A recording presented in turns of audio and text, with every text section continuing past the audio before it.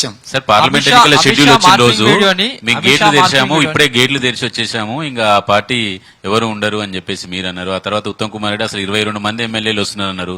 ఏం sir gate ఒకేసారి ఎత్తి ఎమ్మటే దించేశారా ఒకరిద్దరితో సర్దుకున్నారు? అట్లేం లేదు, సందర్భం వచ్చినప్పుడు వస్తుంది వరద మొత్తం. వ్యూహమా వ్యూహాత్మకంగానే ఎత్తుగాడ ఇది ఏంటి సార్ ఎత్తుగడ? అది చెప్తే ఎత్తుగాడ ఎట్లయితుంది? ఆపేయాలని ఎత్తుగడ సార్. అమిత్ షా మార్పింగ్ వీడియోని తెలంగాణ పిసిసి రెడీ చేసి డీఫేక్ ని తయారు చేసి దేశవ్యాప్తంగా వైరల్ చేసింది, అందుకే కేసు పెట్టామని చెప్పి ఎంహెచ్ చెప్తుంది. అంతేకాకుండా ఆ నేపథ్యంలోనే మీకు ఒక నోటీస్ ఇవ్వడం జరిగింది, మేము పిలవడం జరిగింది. అది నిజంగా ఎవరు తయారు చేశారని మీరు అనుకుంటారు? నా తెలిసి అయితే ఎన్టీవీ చేసి ఉండాలని నేను అనుకుంటున్నాను. ఎందుకంటే ఇంత ఎక్స్పీరియన్స్ ఎవరికి లేదు, ఎన్టీవీ వాళ్ళే చేసి ఉండాలి. సో ఎవరు చేసిరో మాకెట్లా తెలుస్తుంది? విచారణ చేసినోడు చెప్పాలి. నేను డైరెక్ట్ ప్రెస్ మీట్ పెట్టే చెప్తున్నా వీళ్ళు రిజర్వేషన్లు రద్దు చేస్తారని. నాకు ఇంకా మార్పింగ్ చేయాల్సిన అవసరం ఏముంది? I'm charging against Bharatiya Janata party, Amit Shah and Narendra Modi. మీరు రిజర్వేషన్లు రద్దు చేస్తారు అని నేను డైరెక్ట్గా ఛార్జ్ చేస్తున్నా, పిసిసి ప్రెసిడెంట్గా, చీఫ్ మినిస్టర్గా. నాకు ఇంకొకటి సపోర్ట్ ఎందుకు? నేను అఫీషియల్గా చెప్పలేంది, నేను పరోక్షంగా ఏదో చేయాలనుకుంటే నువ్వు చెప్పేదంతా నా లెక్క. రెండవది, ఈ ఎన్నికల సందర్భంలో 2 రాజకీయ పార్టీల మధ్యలో జరుగుతున్న ప్రచారాలు, దుష్ప్రచారాలకు ఎంహెచ్ఏకి ఏం సంబంధము? నా ప్రశ్న సింపుల్. ఇప్పుడు భారతీయ జనతా పార్టీని కుట్రపూరితంగా ఎన్నికల్లో దెబ్బతీయడానికి కాంగ్రెస్ ప్రయత్నం చేసింది అనుకో, బీజేపీ వాళ్ళు ఆల్రెడీ ఇక్కడ కంప్లైంట్ చేసి ఎఫ్ఐఆర్ అయ్యింది. తెలంగాణ బీజేపీ ఆల్రెడీ ఇక్కడ 27th రోజు కంప్లైంట్ చేసిండ్రు, సేమ్ డే ఎఫ్ఐఆర్ అయింది. 28th రోజు ఇక్కడ ప్రాసెస్ అంతా చేశారు. 29th ఎంహెచ్ఏ పోయి కంప్లైంట్ చేయాల్సిన అవసరం ఏమొచ్చింది? ఎంహెచ్ఏ ఎందుకు ఇందులోకి వస్తుందని అడుగుతున్నా. నా సింపుల్, నువ్వు ఎందుకు కంప్లైంట్ చేస్తున్నావు అని అంటలేను. బీజేపీ ఢిల్లీ శాఖ పోయి కంప్లైంట్ చేస్తే నాకు అభ్యంతరం లేదు. కేంద్ర ప్రభుత్వమే వచ్చి ఫిర్యాదు చేయడం అని అంటే ప్రభుత్వానికి ఎన్నికల్లో రాజకీయ ఎజెండాలకి ఏం సంబంధము? ఇప్పుడు రాహుల్ గాంధీ గారు హిందువుల ఆస్తులన్నీ గుంజుకుంటాడు, హిందూ మహిళల మెడలో ఉన్న తాలి పుస్తలు కూడా గుంజుకొని ముస్లింలకు పంచిపెడతాడని దేశ ప్రధానమంత్రి అన్నాడు.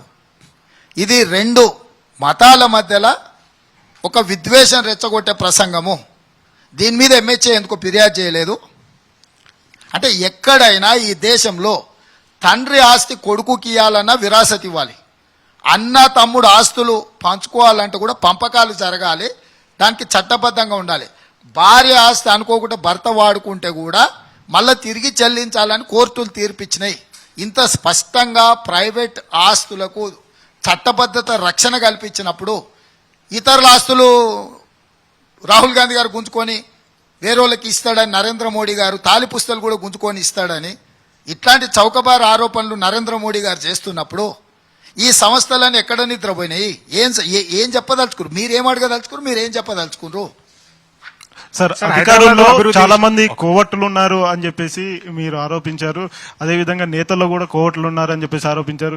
ఇప్పటికీ బీఆర్ఎస్ కోవట్లు ఎవరన్నా గుర్తించారా? అధికారుల మీద ఏమన్నా మీకు ఆ గుర్తింపు ఏమన్నా? ఇప్పుడు గుర్తించినా చెప్పాం కదా, ఇది పరిపాలనకు సంబంధించిన విషయం. నేతల్లో కూడా కోవట్లు ఉన్నారన్నారు. తెలియదు, ఇక బీఆర్ఎస్ లో ఎవరెవరు ఉన్నారో మా వాళ్ళ దగ్గర సమాచారం. ఎన్నికల ప్రచారంలో చెప్పారు సార్, వడ్డీతో సహా తేల్చేస్తామని చెప్పేసి.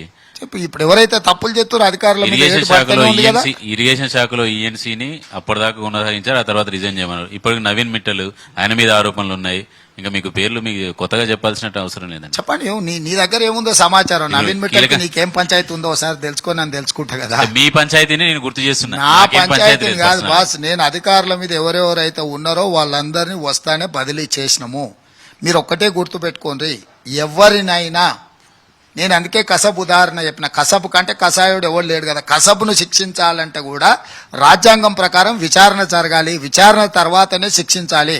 ఇక్కడ అధికారులను బదిలీ చేయడం అనేది ముఖ్యమంత్రి విచక్షణ అధికారం.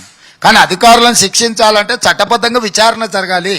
విచారణ జరగకుండా నచ్చితే నజరానా లేకపోతే జుర్మానా అనే విధానం ఆ ప్రభుత్వంలో ఉండదు. సార్, మీ ధరణిలో కేసీఆర్ కుటుంబం అంతా భూములని లాక్కున్నది, చాలా భూములు రద్దు చేసినాం, నువ్వు చూస్తలేనా? కాదు, ఆ దానికి కేసీఆర్ హయాంలో ఉన్నటువంటి నవీన్ మిట్టల్ని కొనసాగిస్తున్నారు. అట్లా ఆర్థిక దోపిడీ అంతా జరిగింది, కాంట్రాక్టులకు దోచిపెట్టిన ఆర్థిక శాఖలో సెక్రటరీలు వాళ్ళే ఉన్నారు. సెక్రటరీ లేడా? సెలవు మీద పోయిన చాలా రోజులు నీకు తెలియనట్టు కొంచెం అవుట్డేటెడ్ ఉన్నారు. కానీ నువ్వు ఒకవేళ అవుట్డేటెడ్ ఉంటే ఇరిగేషన్ సెక్రటరీ మారిపోయిండు, వీళ్ళు మారిపోయిండ్రు, ఫైనాన్స్ సెక్రటరీలు మారిపోయినరు, మొత్తం సీఎంఓ మొత్తం మారిపోయింది, చాలా జిల్లాల కలెక్టర్లు కీలకమైన భూములు ఉన్న దగ్గర మారిపోయినరు.